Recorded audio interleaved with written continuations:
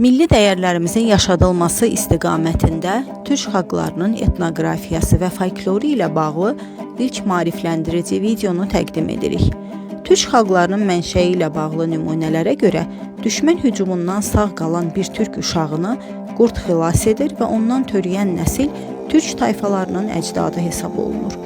Ergenekon haqqında nümunələrə görə türklər uzun müddət dağlarla əhatələnmiş bir vadidə yaşayır və sonradan dağları əridərək mağaradan çıxıb yenidən dünyaya yayılırlar. Türk xalqları Asiyanın geniş çöllərində köçəri həyat tərzi keçirmiş böyük və çoxşaxəli etnomədəni birlikdir. Onların tarixi kökləri Asiyanın əvvəlcə şərq hissəsində var olmuş, daha sonra qərbə doğru yayılmışdır. Getdikcə Asiyanın bir hissəsinə hakim olan bu qədim etnos çöl mədəniyyəti, köçəri dövlətçilik ənənələri üzərində yaşayırdı. İlk Türk dövləti olan Göytürk xaqanlığı dövründə bu siyasi birlik şərqdən qərbə doğru uzanan geniş əraziləri əhatə edirdi. Türklərin köçəri həyat tərzi geniş çöllərdə sərbəst hərəkətə, təbiətlə uyğunlaşmaya və çevik ictimai təşkilatlanmaya əsaslanırdı. Maldarlıq isə bu həyatın iqtisadi təməli idi. At, qoyun, dəvə sürüləri həm qida, həm geyim, həm də nəqliyyat vasitəsi kimi mühüm rol oynuyordu.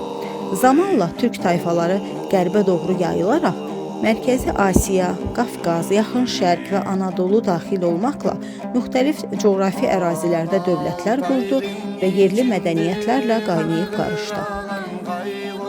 Türk xalqlarını birləşdirən əsas amillərdən biri dildir. Türk dilləri geniş ərazidə yaşayan bu xalqların çox saylı dillərini, dialektlərini və ləhcələrini əhatə edir. Göytürk əlifbası türklərin məlum olan ilk yazılı nümunələrindən biri olub, əsasən 6-8-ci əsrlərdə Göytürk xaqanlığı dövründə istifadə edilmiş və 8-ci əsrə aid Bilcə xaqan, Kül-Ticin və Tonyukuk abidələrində qorunmuşdur. Bu yazılar 1889-cu ildə Orta Asiyada aşkar edilmişdir. Əlifba 38 işarədən ibarət idi. Sağdan sola yazılırdı və türk dilinin sait ahəngi prinsipinə uyğun fonetik quruluşa malik idi. Yazı əsasən daş abidələrə, qəbir daşlarına və dövlət mühürlərinə həkk olunmuş, həm Göytürklər, həm də digər türk boyları tərəfindən istifadə edilmişdir. Yenisey yazıları isə onun erkən nümunələrini əks etdirir. Göytürk əlifbası türk tarixini, dövlətçilik ənənəsini və qədim dil quruluşunu öyrənmək baxımından mühüm mənbə olmaqla yanaşı, bugün də ortaq mədəni irs və kimlik simvolu kimi qəbul olunur. Bu əlifba qədim türk dövlətçilik ənənəsinin və yazılı mədəniyyətinin mühüm göstəricisi hesab edilir. Qonaqpərvərlik, el-obaya bağlılıq, ağsaqqallıq ənənəsi və mərasim mədəniyyəti türk xalqlarının etnoqrafiyasında mühüm yer tutan ortaq xüsusiyyətlərdir. Bu xalqların folklorunda isə qəhrəmanlıq dastanları, ozan aşıq ənənəsi, əfsanələr, rəvayətlər, mifoloji örnəklər, tərbiyə edici xüsusiyyətə malik hikmətli nümunələr, atalar sözləri, ənənəvi yaddaşı qoruyur. Türk xalqlarının mərasim ənənəsində Novruz bayramı mühüm yer tutur.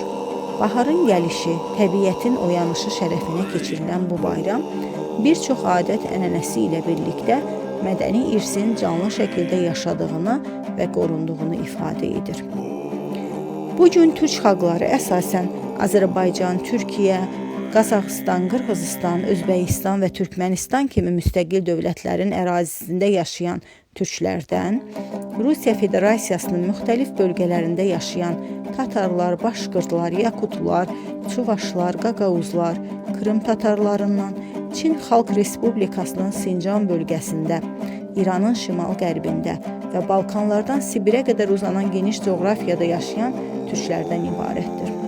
Böyük hissəsi Çində yaşayan Uyğurların 1 milyonu hazırda Asiya və Avropa ölkələrinə yayılaraq etnik azlıq statusunda yaşayırlar. Türk xalqlarının varoluşu, tarix boyu keçdiyi yollar və hazırki vəziyyəti ilə bağlı qısa məlumat verdik. Gələcəkdə bu xalqların etnoqrafiyası və folkloru ilə bağlı maraqlı maarifləndirici videolar təqdim edəcəyik. İzlədiyiniz üçün təşəkkür edirik.